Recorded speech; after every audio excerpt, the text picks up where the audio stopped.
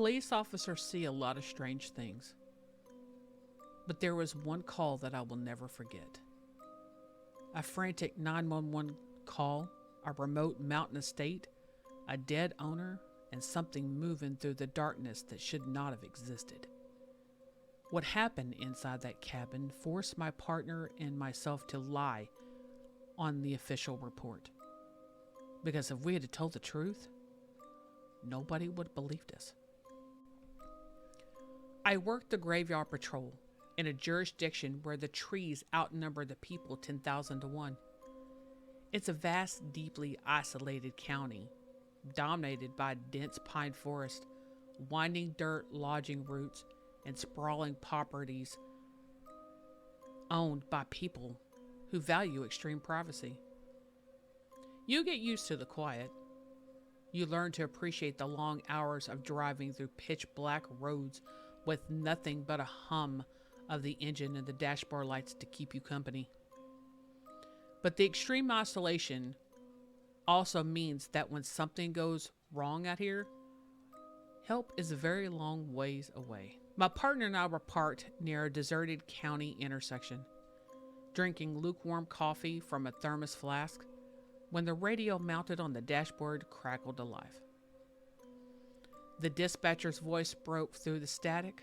She was a veteran operator, someone who usually handled horrific car accidents and domestic disputes with a flat, unwavering calm. Tonight, her voice was entirely different. Her tone was elevated, tight with genuine stress. Unit 4, we need you to respond to a 1054 at the estate at the end of the Upper Ridge Road, the dispatcher said. I have an open line with the homeowner. He is frantic. I cannot get a clear read on the situation. My partner grabbed the radio microphone. Dispatch, can you confirm the nature of the intruder? Is the caller providing a description? Negative, the dispatcher replied, a faint tremor echoing over the frequency. The caller is not speaking to me anymore. I'm just hearing background noises. It sounds like heavy hooves, like livestock stomping on a hardwood floor, and a man screaming. The transmission cut off, leaving a heavy, oppressive silence in the cab of our cruiser. My partner and I exchanged single hard looks. He dropped the vehicle into drive, flipped the emergency lights on without hitting the sirens, and floored the accelerator. The drive took nearly 20 minutes. The paved highway eventually gave way to deep, rutted, unpaved gravel roads that would steeply up the heavy forest hills. The tree canopy grew incredibly dense. The interlocking branches blocked out the moonlight and created a suffocating tunnel of darkness around our speeding cruiser. We finally breached the tree line and pulled into a massive circle driveway. The property was a sprawling, multi-story log cabin built from incredible thick dark timber. It belonged to a notorious wealthy big game hunter who had spent his fortune traveling the globe to harvest exotic trophies. The house sat in total darkness. Not a single exterior light was burning. We stepped out of the cruiser, drawing our heavy flashlights and our service weapons. The night air was freezing. We approached the front porch, keeping our boots light on the wooden planks. We did not need to knock. The massive, heavy oak front door had been completely obliterated. The thick wooden panels were fractured and splintered, but the damage had not been inflicted by someone trying to break in. The jagged shards of wood were pushed outward, pointing toward the porch. Someone or something had violently smashed the way out of the house. Someone wanted out in a massive hurry, my partner whispered, holding his weapon tightly against his chest as he swept his flashlight over the broken threshold. Or something pushed them out, I replied, keeping my voice incredibly low. We stepped carefully over the splintered wood and entered the cabin. The interior was a carnivorous vault space completely dedicated to death. The walls were lined top to bottom with an absurd collection of taxidermy mounts. Massive grizzly bears stood in the corners, permanently frozen in aggressive roaring posture. Timber wolves stalked across the upper loft, and a dozen of heavy antlered deer heads protruded from the darkened timber walls. Our flashlight beam swept across the room, catching the reflection of hundreds of polished glass eyes staring back at us from the dark.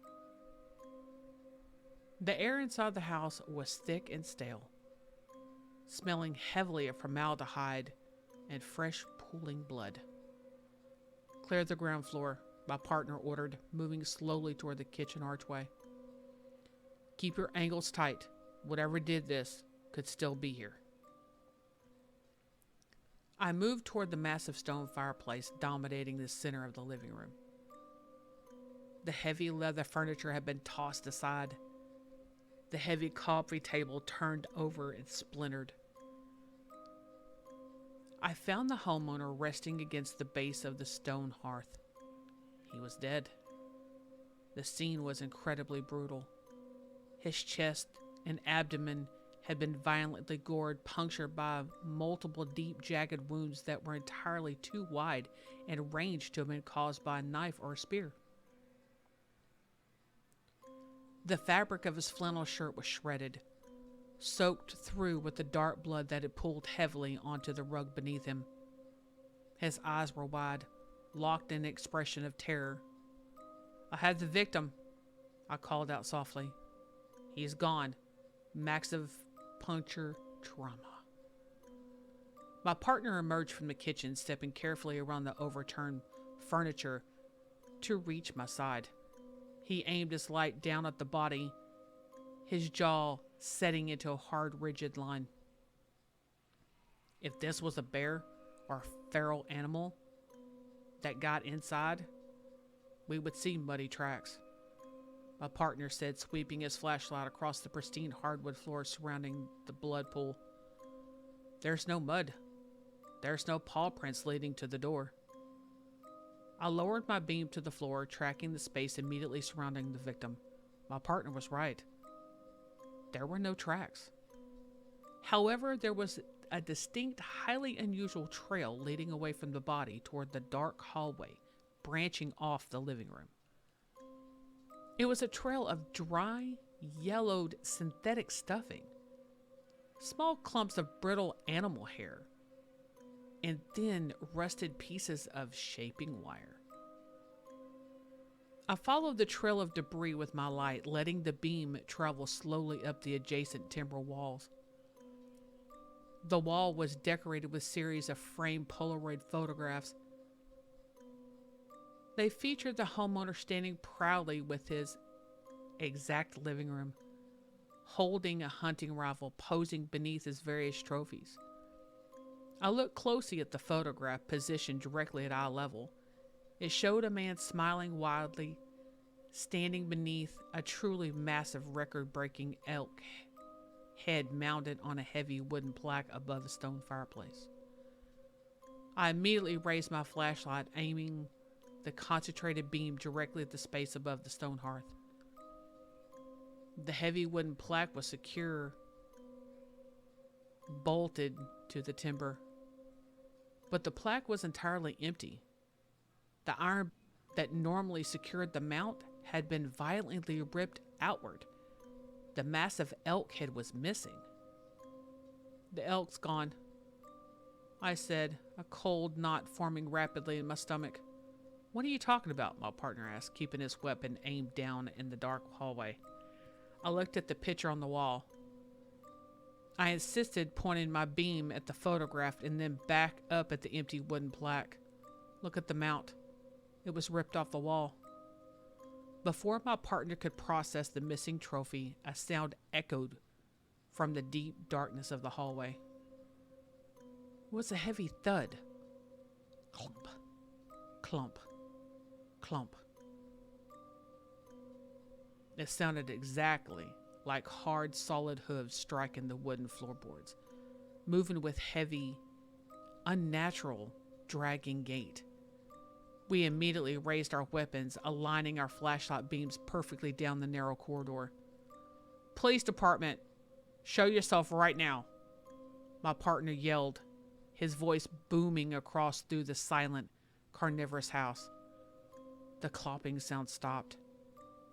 The shape stepped slowly out of the adjacent side room, blocking the hallway. My brain completely rejected the visual information entering my optic nerve. It was a patchwork, horrifying abomination of stitched flesh and wire.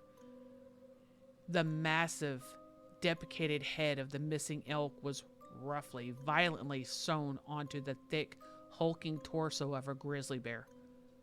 The creature stood upright on a set of mismatched, decaying animal legs that buckled and twitched under the uneven weight.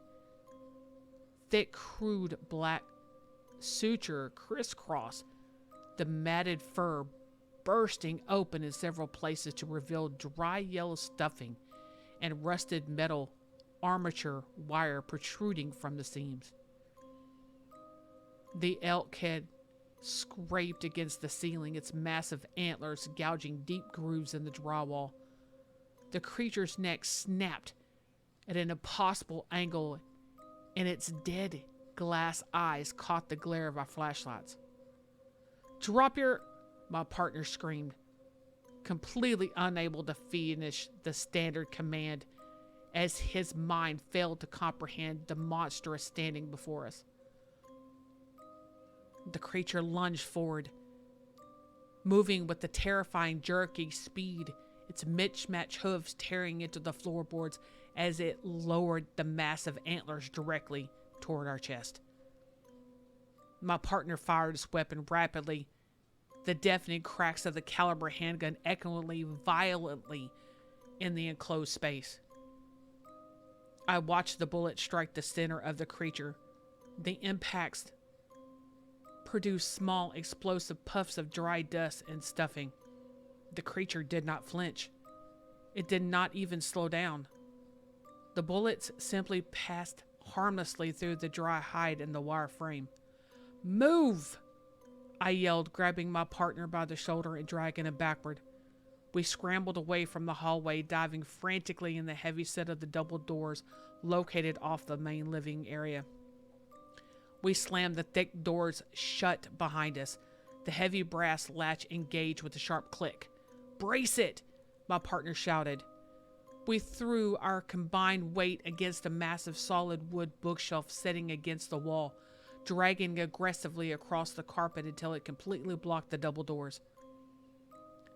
A second later, a devastating force slammed into the other side of the wood. The oak door groaned violently, the hinges strained, and the protesting under the immense weight of the creature attempting to battle its way inside. The sharp points of the antlers pierced entirely through the upper panels of the wood, splintering the oak and retreating for another strike. We backed away from the barricade, sweeping our lights around the enclosed space. We were trapped in the homeowner's private study. The room was cluttered and chaotically. Empty glass liquor bottles were scattered heavily across the expensive rug, and dozens of half-burned candles stood in the pools of melted wax on the surfaces. Sitting directly in the center of the desk was an open, leather-bound journal.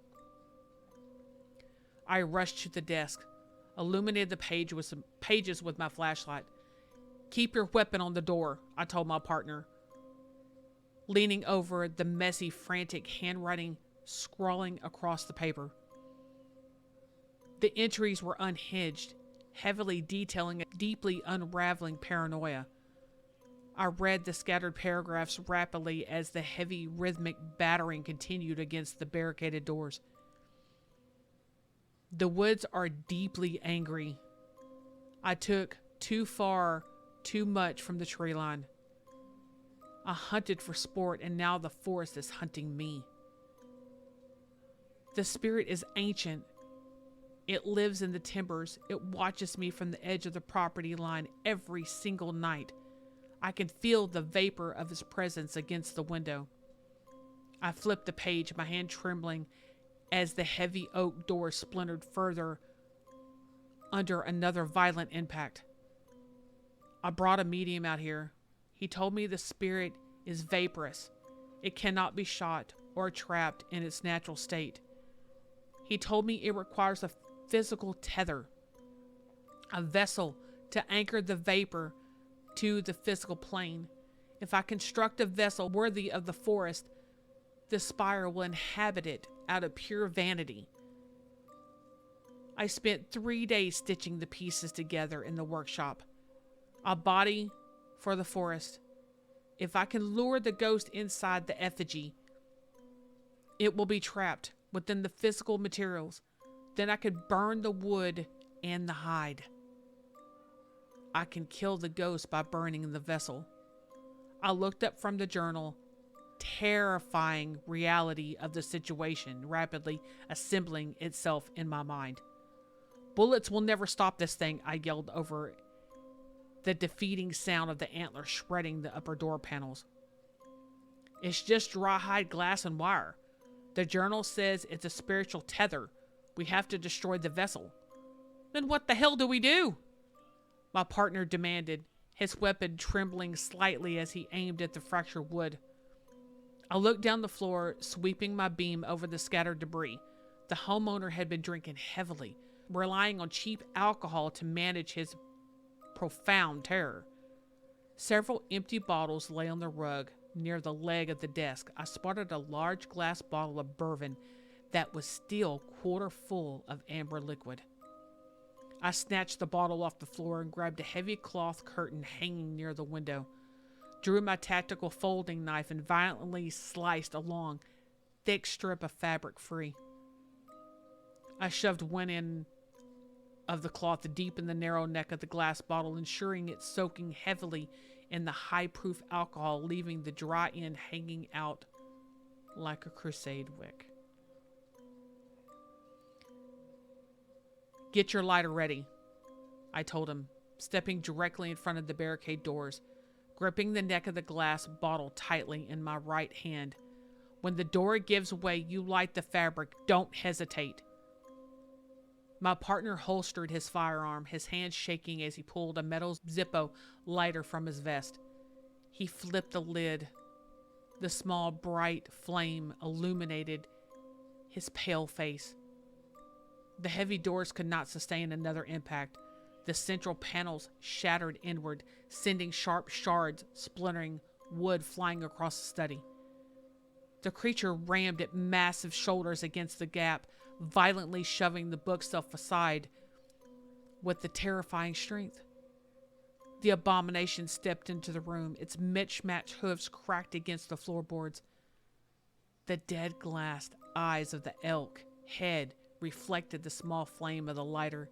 It lowered its massive antlers, preparing to charge directly at our chest. "Light it!" I screamed. My partner thrust the lighter forward, touching the open flame directly to the alcohol-soaked strip of curtain fabric. The cloth ignited instantly, a bright, aggressive line of fire reaching down toward the neck of the glass bottle. The creature lunged forward. The jaws snapped violently in the air. I stepped directly in the charge, winding my arm back and threw the glass bottle directly at the center of the creature's matted chest. The thick glass shattered, explosive upon impact. The alcohol coated the dry, brittle fur, and an explosive yellow stuffing protruding from the bursting structure. The burning wick met the lightly flammable liquid in the violent conclusion of a whoosh. The entire creature ignited like a massive candle.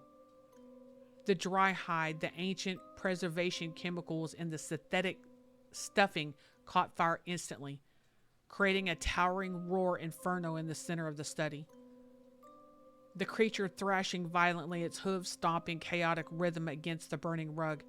Its massive antlers tore blindly into the drywall, ripping heavy chunks of plaster free as the fire rapidly consumed the stitching flesh. An inhuman echo shriek filled the enclosed room. The sound was deafening, vibrating deep within my teeth and my skull. The vessel rapidly collapsed under the intense heat. The burning hide withered, the legs buckled, and the massive monstrosity crashed heavily on the floor, instantly reducing to a charred, smoky heap of blackened wire and melted glass and gray ash. The oppressive atmosphere within the cabin vanished instantly, leaving only a choking smoke of fire. We did not wait to investigate the ash. My partner grabbed the fire extinguisher, aggressively dousing the burning rug to prevent the flames from spreading onto the timber walls, and then we ran.